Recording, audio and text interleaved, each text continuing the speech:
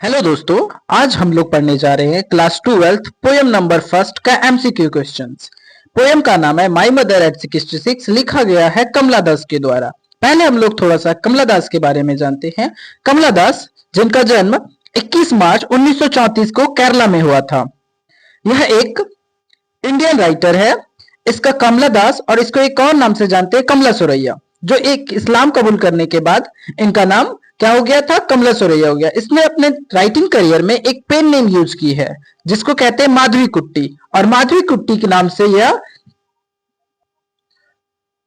Malayalam literature में use करती है। ये 3 भाषाओं को जानती है, हिंदी, इंग्लिश और मलयालम, जिसमें से 2 भाषाओं में यह लिखने का काम करती है। हिंदी भाषा में लिखती है और मलयालम भाषा में लिखती है, और मलयालम भाषा में ही अपना पेन नेम यूज की है माधवी कुट्टी। चलिए हम लोग इसके एमसीक्यू क्वेश्चन को देखेंगे एक एक करके। इससे पहले अगर आप लोगों को यह एमसीक्यू क्वेश्चन सेशन अच्छा लगेगा तो लाइक कीजिएगा, सब्सक्राइब कीजिएगा और अपने दोस्तों के साथ में शेयर कीजिएगा। चलिए हम लोग देखते हैं एमसीक्यू क्वेश्चंस।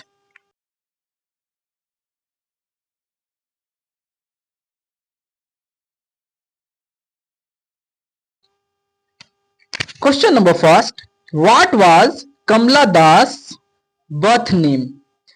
इसका कहने का मतलब है कमला दास जब जन्म ली थी तो उनका नाम क्या था, क्योंकि उन्होंने अपने राइटिंग करियर में 3 नाम यूज किए हैं। पहला कमला दास, दूसरा कमला सुरैया और तीसरा इन्होंने यूज किया है माधवी कुट्टी। तो ऑप्शन हम लोग देखते हैं। पहला A Kamala Krishna, option number B Kamala Suraiya, option number C Madhavi Kutty, option number D Nalapat Kamala. तो इसका बचपन का नाम था Nalapat Kamala. Question number 2, Kamala Das was primarily known for writing in which 2 language?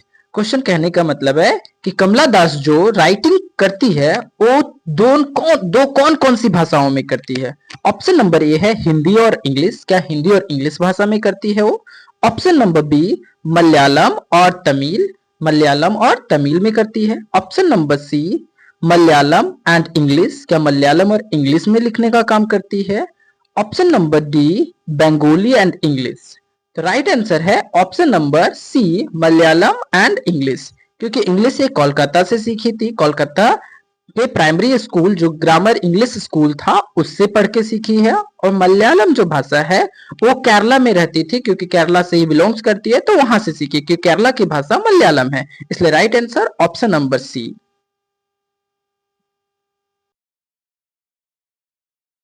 Question number 3,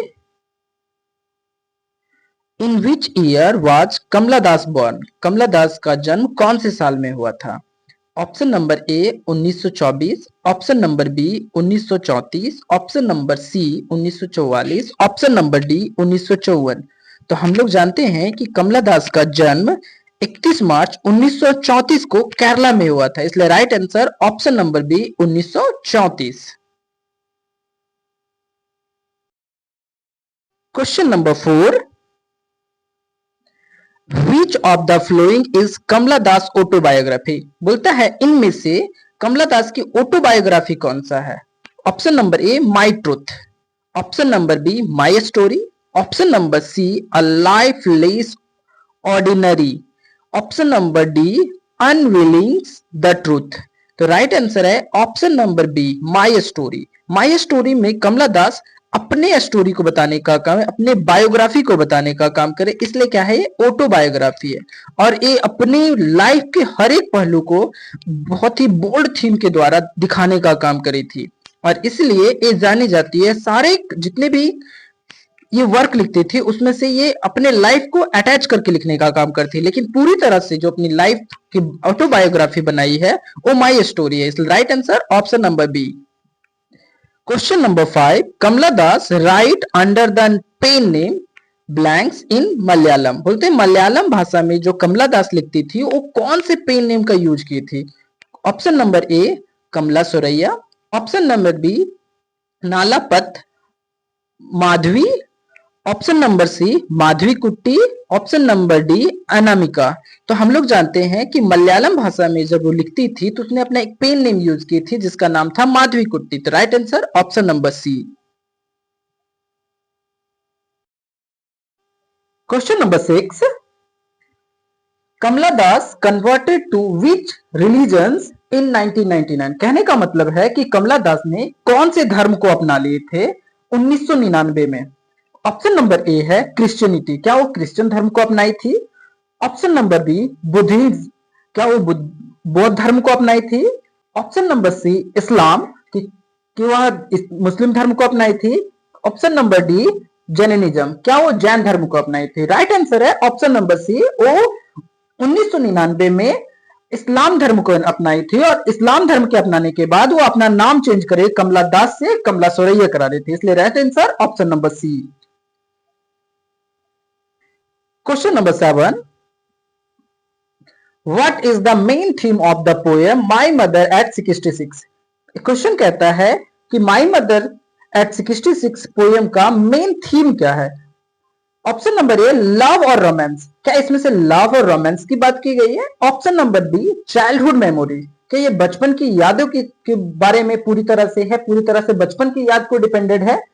option number C ageing and fear of loss, ageing मतलब होता है बुढ़ापा और फेयर ऑफ लॉस मतलब किसी को खोने का डर। तो क्या इसमें से ageing and fear of loss के बारे में बताया गया है। ऑप्शन नंबर डी है ट्रैवल एंड एडवेंचर, क्या ट्रैवल के बारे में बताया या किसी एडवेंचर करने के बारे में बताया गया। तो राइट आंसर है option number C ageing and fear of loss. इसमें से क्या है, राइटर जो है कमला दास, उसकी मम्मी का एज बहुत ज्यादा हो गया, धीरे धीरे ओल्ड हो चुकी है, उसको बुढ़ापा आ गया है, वो दिखाया गया है, उसमें से अपनी मम्मी का एज को दिखाया गया। दूसरा है कि उसकी मम्मी, उसके बाद दूसरा जो उसको लग रहा है कि उसकी मम्मी का अब क्या हो जाएगा, डेथ हो जाएगा, वो दोबारा नहीं मिल पाएगी, वो तो फेयर ऑफ लॉस है, उसे दिखाया। तो कमला दास का फेयर ऑफ लॉस, अपनी मम्मी को खोने का डर है कमला दास को, और दूसरा है कि उसकी मम्मी का एज बहुत ज्यादा हो रहा है, बुढ़ापा आ गया है, क्योंकि वो बहुत ज्यादा ओल्ड हो चुकी है, 66 ईयर की हो चुकी है, इसलिए right answer option number C. Question number 8, where was the poet travelling to in the poem. इसमें से कहते हैं कि पोएट जो है कहां पे ट्रैवल करते हुए जा रही है। तो हम लोगों ने फर्स्ट स्ट्रेंजर में ही पढ़े थे और फर्स्ट स्ट्रेंजर का फर्स्ट लाइन में ही बताया गया था। ऑप्शन नंबर ए है दिल्ली, ऑप्शन नंबर बी है मुंबई, ऑप्शन नंबर सी है कोची, ऑप्शन नंबर डी है कोलकाता। तो हम लोग जानते हैं कि कमला दास जो है अपने कार को ड्राइव करते हुए कोचिंग के लिए जा रही थी, अपने पेरेंट्स हाउस से कोचिंग के लिए निकले हुए थे, और उसी समय उसकी माँ जो है उसके साथ में बैठी हुई थी और उसका फेस को देखती है तो उसको डर महसूस होता है। तो राइट आंसर है option number C Cochin. Question number 9, what does the poet notice about her mother while sitting beside her in the car। Question कहता है कि पोएट जब कार को ड्राइव कर रही थी और उसकी मम्मी बगल में बैठी हुई थी तो मम्मी को देख करके वो क्या नोटिस करती है, क्या फील करती है। ऑप्शन नंबर ए है सी वाज टॉकिंग चीरफुली, क्या उसकी मम्मी हंसमुख चेहरे से बहुत ही अच्छे तरीके से बात कर रही है, ये नोटिस कर रही है। Option number B she looked ashen and pale, क्या वो अपनी मम्मी का जो चेहरा मुरझाया हुआ है, पेल हो गया, रूखा हो गया है, इसको नोटिस कर रही है। Option number she was looking outside the window, क्या वो अपनी गाड़ी की खिड़की को खोलती है और बाहर की ओर देख रही है, ये नोटिस करती है, बाहर में क्या क्या चीजें हो रही है इसको नोटिस करती है। Option number D she was reading book, कि या वो मम्मी को कोई किसी प्रकार के नोटिस नहीं कर रही है, वो किताब पढ़ना शुरू करती है। राइट आंसर है option number B she looked ashen and pale, कि उसकी मम्मी का चेहरा जो है कैसे रूखापन हो गया है, बूढ़ी हो गई है उसकी मम्मी, और उसके मम्मी का चेहरा जो पेल हो गया, पूरा झुर्रियां आ चुकी है, ये सब बातें को नोटिस करती है। Right answer option number B. Question number 10, which simile does the poet use to describe her mother's face. इस कहता है कि कौन सा वर्ड, कौन सी लाइन का यूज करी है पोएट ने अपनी मम्मी को फेस को कंपेयर करने के लिए, डिस्क्राइब करने के लिए, कौन सी बात को कहे थे इनमें से। ऑप्शन नंबर ए लाइक अ फ्रेश फ्लावर, क्या अपनी मम्मी के चेहरे को हुआ फ्रेश फ्लावर से कंपेयर करे हैं, फ्रेश फ्लावर बोले हैं। Option number be like a burning fire, क्या उन्होंने अपनी मम्मी के चेहरे को क्या कहा है, बर्निंग फायर कहा है। Option number C like late winter moon, क्या वो उन्होंने अपनी मम्मी के चेहरे को लेट विंटर मून से कंपेयर करें? Option number D, like dark rainy cloud, क्या अपनी मम्मी के चेहरे को डार्क रेनी क्लाउड से कंपेयर किया? तो हम लोग जानते हैं कि उन्होंने अपनी मम्मी के चेहरे को लेट विंटर मून से कंपेयर किए थे। लेट विंटर मून उसे कहते थे कि जो विंटर के समय में जो मून दिखाई देता है कोहरा के कारण, विंटर के कारण बहुत ज्यादा कोहरा होता है और कोहरा के कारण से जो मून है वो धुंधला दिखाई देता है, और इसी धुंधले से वही मून से वो अपनी मम्मी के चेहरे को दिखा रही, क्योंकि मम्मी का चेहरा भी बहुत ज्यादा पेल पड़ चुका है, एसेंट हो गया है, बहुत ज्यादा रूखा हो गया है क्योंकि ओल्ड होने के कारण से, इसलिए उन्होंने लेट विंटर मून से कंपेयर किया। तो राइट आंसर है option number C. Question number 11, what did the poet to do divert her mind from her painful thought? इसमें से क्वेश्चन में कहता है कि पोएट अपने माइंड को डाइवर्ट करने के लिए, मतलब इसमें से जब अपनी मम्मी के चेहरे को कमला दास देख रही है तो उसके माइंड में डिफरेंट टाइप्स ऑफ थॉट आते हैं, क्या हम उसकी मम्मी से लास्ट टाइम मिल रहे हैं, उसकी मम्मी अब रह नहीं पाएगी, उसकी मम्मी का डेथ हो जाएगा, उसकी मम्मी का चेहरा किस प्रकार से रूखा बन गया, उससे बहुत ज्यादा वो अब पेनफुल थॉट होता है, बहुत बुरा बुरा चीजें सोच रही थी। इसको अपने माइंड से हटाने के लिए वो क्या करती है? ऑप्शन नंबर ए है started a reading a book, क्या वो किताब पढ़ना शुरू कर देती? नहीं, ये पेनफुल माइंड को हमको हटाना है, पेनफुल थॉट्स को हटाना है, इसलिए किताब पढ़ना शुरू कर देती है। Option number B, looked outside at a young tree and children, के बाहर तक अपनी कार की खिड़की को खोलती है बाहर और देखती है यंग ट्रीज को और चिल्ड्रन को देखने का काम करती है। Option number C, slept during the journey, वह या फिर पेनफुल थॉट को खत्म करने के लिए वो जर्नी के टाइम पे ही सो जाती है। Option number D, talked to her mother, या फिर लास्ट में वो अपनी मम्मी से बात करना शुरू करते। तो हम लोग जानते हैं कि अपने पेनफुल थॉट को खत्म करने के लिए वो अपने कार के विंडो को खोलती है और बाहर की ओर देखने शुरू कर देती है। बाहर की ओर देखती है तो बहुत सारे यंग ट्रीज है, वो क्या कर रहे हैं, रनिंग कर रहे हैं, बहुत तेजी से भाग रहे हैं, उसे देखती है। फिर बहुत सारे बच्चे जो है वो दौड़े दौड़े बहुत ही खुशी जॉयफुल के साथ में बाहर से अपने घर से बाहर की ओर आ रहे हैं, उसे देखने का काम करती है। तो राइट आंसर है option number B, looked outside at a young trees and children. Question number 12,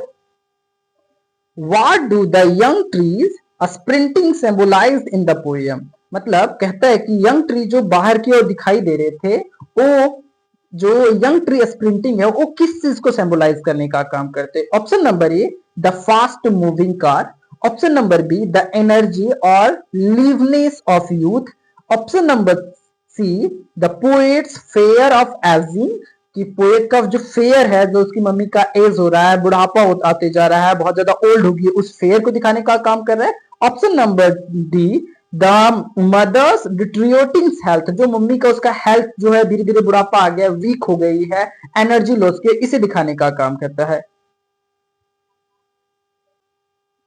तो राइट आंसर है option number B, the energy of liveness of youth, मतलब इसमें से दिखाया गया है कि यंग ट्री क्या है, बहुत ज्यादा फास्ट मूविंग कर रहे हैं, दौड़ रहे हैं, तो इसके मतलब उसमें से बहुत ज्यादा एनर्जी भरा हुआ है, और लिवनेस क्योंकि वो जीवित है, उसकी अभी यंग है, बहुत जल्दी जल्दी बढ़ेंगे, तो इसलिए राइट आंसर है option number B. Question number 13, what emotion does the poet express in the last few lines, किसमें से कहता है क्वेश्चन कि पोएट ने पोयम का लास्ट फ्यू लाइन में किस प्रकार के इमोशन को दिखाने का काम किए थे? ऑप्शन नंबर ए है जॉय और एक्साइटमेंट, क्या खुशी और एक्साइटमेंट को दिखाने का काम किए थे? ऑप्शन नंबर बी, फेयर और इनसिक्योरिटी को दिखाने का काम किए हैं। ऑप्शन नंबर सी, एंगर और फ्रस्ट्रेशन को दिखाने का काम किए हैं। ऑप्शन नंबर डी, कॉन्फिडेंस या होप। तो हम लोग जानते हैं कि इसमें से किसकी बात की गई थी, फेयर की बात किया था, और इनसिक्योरिटी, इनसिक्योरिटी क्योंकि लास्ट में वो कहां चल जाती है, आप एयरपोर्ट जाती है, एयरपोर्ट में क्या होता है, सिक्योरिटी चेक होता है, और वहां पे गिरते हैं, उन्हें आज भी महसूस होता है कि मेरे चाइल्डहुड फेयर को याद करना हो सकती है कि नहीं, मेरी मम्मी क्या है, अब लास्ट में फेयर है, खो देंगे, इसे दिखाने का काम किया। तो राइट आंसर है option number B, fear and insecurity. Question number 14, what literary device is used in a young tree sprinting? Option number A, simile, simile किसे कहते हैं? जब एज या लाइक से किसी भी चीज को कंपेयर किया जाता है तो सिमिली कहते हैं। मेटाफर, मेटाफर उसे कहते हैं जब हम कोई चीज को इमेजिन में लेकर चल जाते हैं तो उसे मेटाफर कहते हैं। ऑप्शन नंबर सी है पर्सोनिफिकेशन। पर्सोनिफिकेशन इसे कहते हैं जब नॉन ह्यूमन क्वालिटी को ह्यूमन क्वालिटीज के साथ में कंपैरिजन किया जाता है तो उसे हम पर्सोनिफिकेशन कहते हैं। ऑप्शन नंबर डी एलिट्रेशन, जब किसी भी पोएम या फिर किसी का लाइन में, किसी भी वन लाइन में अगर सेम वर्ड जो कॉन्सोनेंट, फर्स्ट कॉन्सोनेंट लेटर अगर मैच करता है तो हम उसे कहते हैं एलिट्रेशन। तो इसका राइट आंसर है young trees sprinting. Young trees जो है इसमें से कंपैरिजन किया गया है और उसकी पोएट्स मदर को यंग ट्रीज के साथ में, उसमें से कॉन्ट्रास्ट यूज किया गया है। तो ये ह्यूमन क्वालिटी को नॉन ह्यूमन क्वालिटी से दिखाया गया है, लिविंग को नॉन लिविंग के साथ में दिखाया गया है। इसका राइट आंसर है personification, option number C.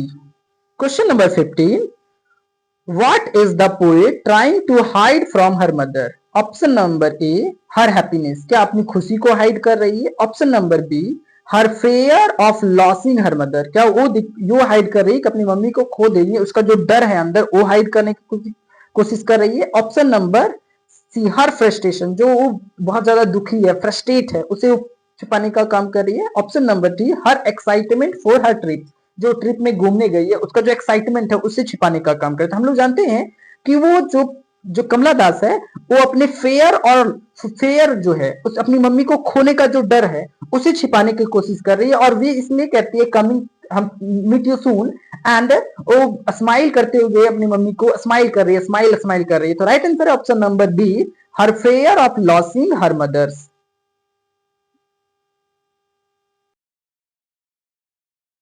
Question number 16, what is the setting of the poem? Poem का सेटिंग कहां पे रखा गया, जो पोएम ये लिखा गया उसको कहां का व्यू को लिया गया है? राइट, ऑप्शन नंबर ए है hospital room, option number B a railway station, option number C a moving car on the way to the airport, option number D a bus stop. The right answer है a moving car on the way to the airport.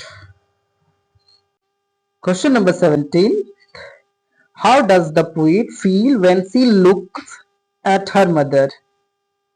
Option number, इसमें से कहते हैं कि poet कैसे feel कर रही थी अपने मदर को देख करके, वो किस प्रकार से महसूस कर रही थी? राइट, ऑप्शन नंबर ए है जॉयफुल और एक्साइटमेंट, क्या बहुत ज्यादा खुश और बहुत सारा एक्साइटमेंट महसूस कर रही थी? वेरिड और सैड, क्या वो बहुत ज्यादा दुखी हो गई थी, बहुत ज्यादा उदास हो गई, बहुत ज्यादा टेंशन में आ गई थी? ऑप्शन नंबर सी है एंग्री एंड डिसअपॉइंटमेंट, क्या बहुत ज्यादा गुस्सा हो गई थी और डिसअपॉइंट हो गई थी, बहुत ज्यादा दुखी हो गई थी? ऑप्शन नंबर डी है इंडिफरेंट और केयरलेस, बोले छोड़ो क्या होगा, केयरलेस महसूस कर रही थी। राइट आंसर है option number be worried and sad, वो बहुत ज्यादा दुखी भी हो गई थी, बहुत ज्यादा टेंशन में भी आ गई थी और बहुत ज्यादा उदास हो गई थी। Right answer option number B.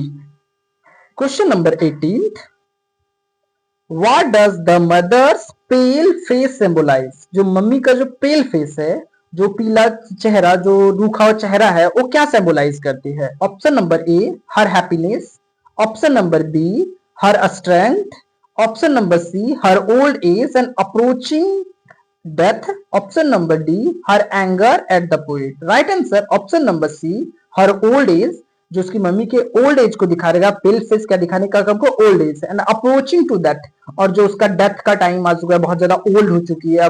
अब जैसे पोएम राइटर को, पोएट को महसूस हो रहा है कि ना मेरी मम्मी अब ज्यादा दिन तक नहीं रह सकती है, उसे सिंबलाइज करने का। तो राइट आंसर ऑप्शन नंबर सी।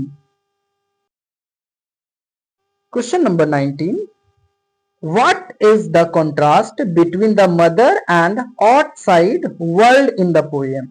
outside world और मम्मी जो अंदर, जो कार के अंदर में जो उसकी माँ थी, जो माँ का चेहरा था, उसे दोनों के बीच में किस प्रकार का कंपैरिजन की है? ऑप्शन नंबर ए है the mother is weak and ageing, उसकी मम्मी क्या हो गई, बहुत ज्यादा कमजोर हो चुकी है, बहुत ज्यादा ओल्ड हो चुकी है, बूढ़ी हो चुकी है। Well the outside world is full of energy and life, और जो बाहर की दुनिया है उसमें से जो पेड़ पौधे दिखाया गया था, बच्चे को दिखाया गया था, वो क्या है, बहुत ज्यादा एनर्जेटिक है और इंजॉय, लाइफ को पूरी तरह से इंजॉय कर रहे हैं, फुल ऑफ लाइफ है।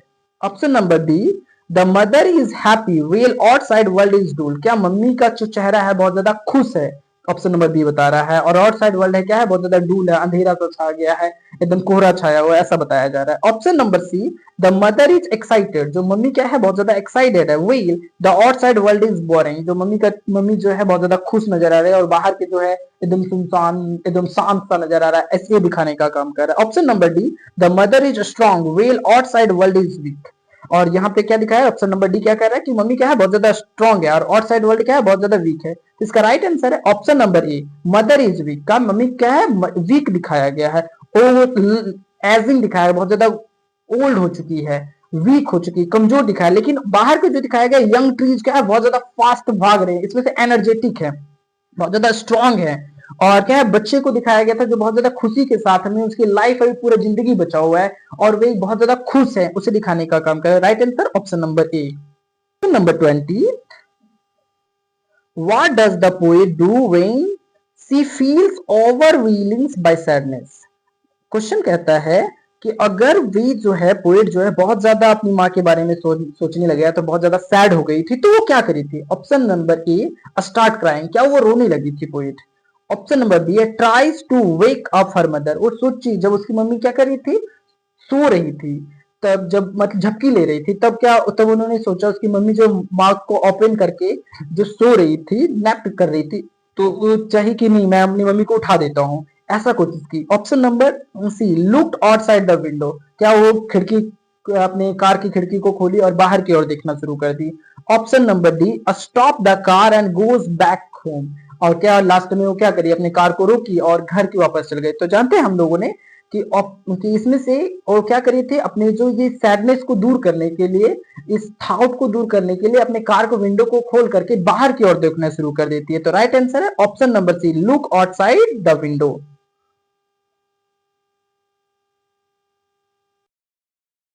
Question number 21, Why does the poet compare her mother's face to late winter moon?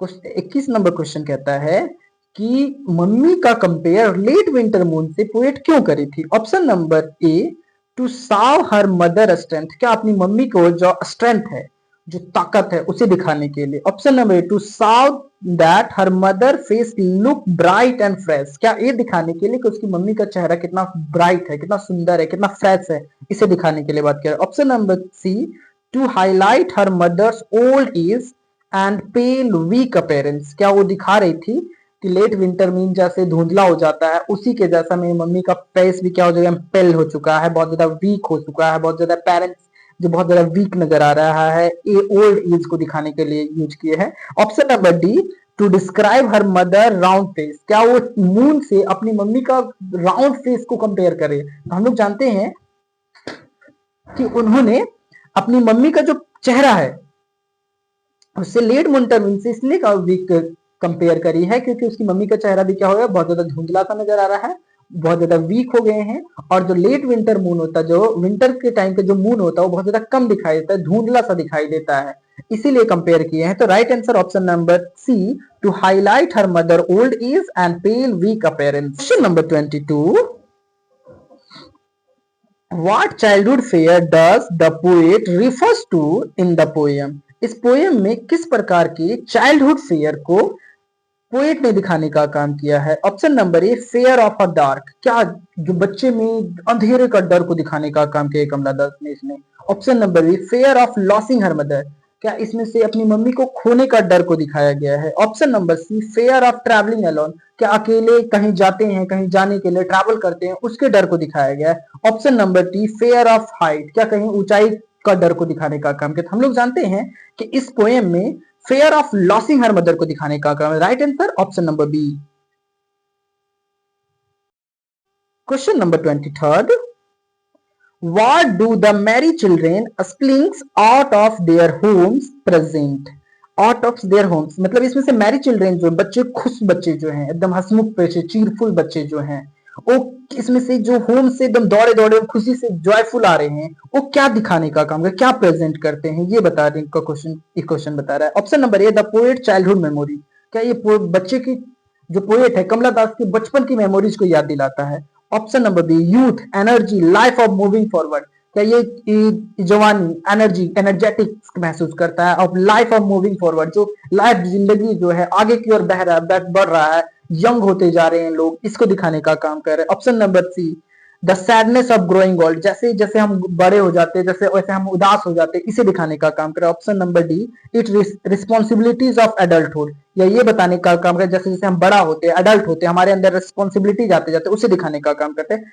तो हम लोग देखते हैं कि जो बच्चे स्प्रिंटिंग, जो मैरी चिल्ड्रेन स्प्लिंट्स को दिखाने का, और साइड ऑफ द होम जो दिखाया गया है, एक बताता है youth, energy, life of moving होता है। राइट आंसर है option number B, youth, energy and life moving forwards. Question number 24. Why does the poet smile at the end of the poem? इसमें से कहता है कि पोएट लास्ट में क्यों स्माइल कर रही है अपनी मम्मी को देख करके। जब कोचिंग में जाने के लिए जाती है तो वे एयरपोर्ट पे पहुंचती है, तो एयरपोर्ट की कुछ टाइम दूरी पे जो सिक्योरिटी चेक होता है उसकी कुछ दूरी पे उसकी मम्मी खड़ी होती है। तो वहां दूर से वो सिक्योरिटी चेक की दूर से अपनी मम्मी को स्माइल करते हुए अपने चेहरे में स्माइल को दिखाती है और ये बोलती है कि मैं मीट यू सून, फिर बाद में हम लोग बहुत जल्दी ही मिल रहे हैं, ये बात को कहती है। तो ऐसा वो लास्ट में क्यों करती है? Option number A, to hide her fear of sadness, वो स्माइल करके ये अपनी मम्मी को दिखाने चाहती है जो उसके अंदर जो है फेयर है, जो डर है, उसे हाइड करने के लिए वो स्माइल करती है। Option number B, because she was happy to leave, क्योंकि इसलिए स्माइल करती है क्योंकि वो कोचिंग जा रही है तो बहुत ज्यादा खुश है, इसलिए स्माइल करती है। Option number C, because her mother crack a joke, क्या इसलिए स्माइल कर रही है कि उसकी मम्मी ने एक जॉक मारे थे, सुंदर सा जॉक बोले थे, वो उसे याद आ रहा था, उसी को याद करके वो स्माइल कर रही है। Option number D, because she is excited about her journey, क्योंकि वो अपनी जो जर्नी है, जो कोचिंग जा रही है, उसके लिए बहुत ज्यादा खुश है, इसलिए वो स्माइल करे। तो राइट आंसर है option number A, to hide her fear and sadness, जो अपनी मम्मी के बारे में जो सैडनेस आ गया था उसके अंदर में, जो बहुत ज्यादा दुखी थे अपनी मम्मी को देख करके कि हम दोबारा मिल पाएंगे, मम्मी के नहीं मिल पाएंगे, ये चीजों को देख करके उसके अंदर में बहुत ज्यादा सैड हो गया। तो उसके चेहरे को अपने चेहरे का जो सैडनेस है उसे दूर करने के लिए, अपनी मम्मी को उसको महसूस ना हो सके नहीं कि मेरी बेटी बहुत ज्यादा दुखी है, इसलिए वो अपने चेहरे पर स्माइल ला रहे थे और बार बार स्माइल स्माइल करते। राइट आंसर ऑप्शन नंबर ए।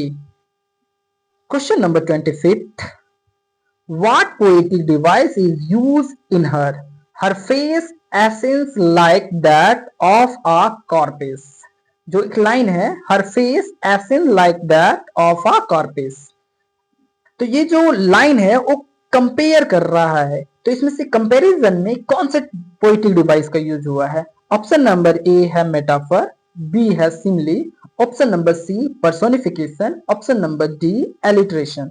तो इसमें से यूज किया गया है सिमली, क्योंकि जब कोई भी दो चीजों को कंपेयर एज और या लाइक से करते हैं तो सिमली कहलाता है। तो इसमें से हर फेस जो है, मदर्स फेस को कॉर्पेस जो है, मदर फेस जो एसन है उसे किससे कंपेयर किया गया है? कॉर्पेस से, लाइका कॉर्पेस बताया गया, तो लाइक के साथ में कंपेयर किया गया है, इसलिए यह क्या है? Simile. Right answer option number B.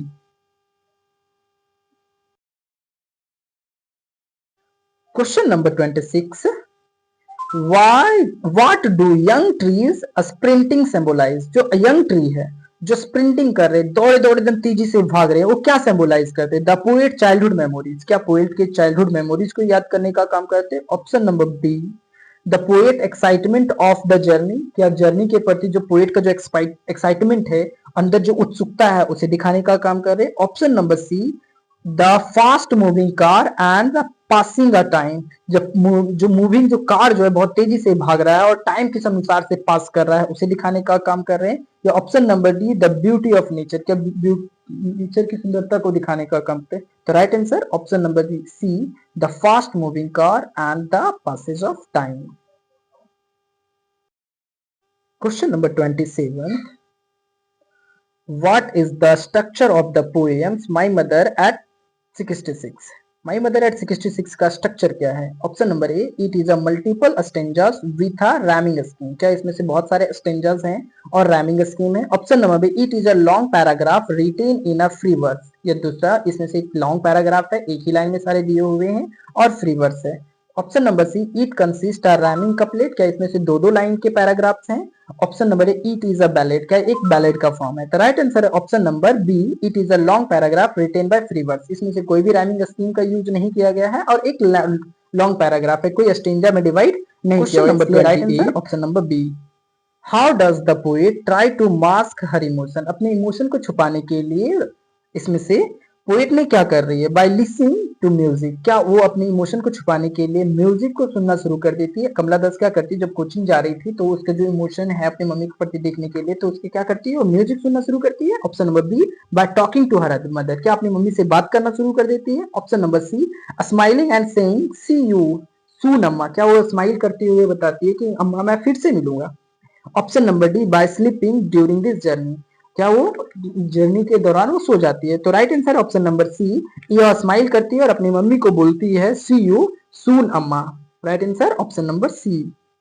Question number 29, why does the poet feel pain when looking at her mother, अपनी मदर की ओर देखती है तो उसे क्यों क्यों बहुत ज्यादा दुखी महसूस होता है, अंदर से बहुत ज्यादा दुख होता है, पेनफुल महसूस करती है। Option number A, she is angry with her mother, क्योंकि वो अपनी मम्मी से बहुत ज्यादा गुस्सा है इसलिए महसूस होता है। Option number B, she realise her mother is ageing, वो रियलाइज करती है कि उसकी मम्मी क्या हो चुकी है, बूढ़ा हो चुकी है। Option number C is upset about her living a home, क्योंकि वो घर जो छोड़ रही है उसके कारण कमला दास क्या है, बहुत ज्यादा दुखी है, ये महसूस करती है। Option number D, she feels guilt for not talking her mother, क्योंकि वो मम्मी उसकी सो गई है, उससे बातें नहीं कर रही तो गिल्ट महसूस कर रही है इसलिए। तो ये सब कोई बात नहीं है। Option number B is the right answer, C is realise her mother is ageing. Question number 30, what emotion dominate the poem, किस प्रकार के इमोशन इस पोएम में दिखाया गया है। ऑप्शन नंबर ए, जॉय और सेलिब्रेशन, क्या इसमें से खुशी और किसी सेलिब्रेशन मतलब किसी फंक्शन को पार्टी ऑर्गेनाइज किया गया है उसे दिखाया गया है। ऑप्शन नंबर बी, लव और फेयर ऑफ लॉस, क्या इसमें से लव प्यार और फेयर और किसी को खोने का डर को दिखाया गया है। ऑप्शन नंबर सी, एक्साइटमेंट और एडवेंचर, क्या कोई भी एडवेंचर कर रहे हैं उसकी एक्साइटमेंट को दिखाया गया, नहीं उत्सुकता को दिखा रहा है कि मैं ये करूंगा, कितना खुशी से महसूस होगा, इसे दिखाने का काम करे। ऑप्शन नंबर डी, इनडिफरेंट और केयरलेसनेस, क्या एक इसमें से दिखाया गया इंडिफरेंस कि एक दूसरे से भिन्न कैसे होते, एक दूसरे को कंपेयर किया गया है, और केयरलेसनेस किसी का केयर नहीं करते इसके बारे में। तो राइट आंसर है ऑप्शन नंबर बी, इसमें से लव को दिखाया गया है, अपनी मम्मी के प्रति कमला दास जो है अपनी मम्मी के प्रति किस प्रकार का प्यार रखी है उसे दिखाया गया, और फेयर ऑफ लॉस को दिखाया गया कि वो अगर उसकी मम्मी का एज हो गया है और वो क्या हो जाए, डेथ हो जाएगा, इसका जो उसकी मम्मी अपनी मम्मी को खोने का डर को दिखाया। Right answer option number B. चलिए आप लोग का एमसीक्यू क्वेश्चन खत्म हुआ। अगर पोएम आप लोगों को अच्छा लगा तो इसका एमसीक्यू क्वेश्चन अच्छा लगा तो लाइक कीजिएगा, सब्सक्राइब कीजिएगा और अपने दोस्तों के लिए शेयर कीजिएगा। Thank you for watching.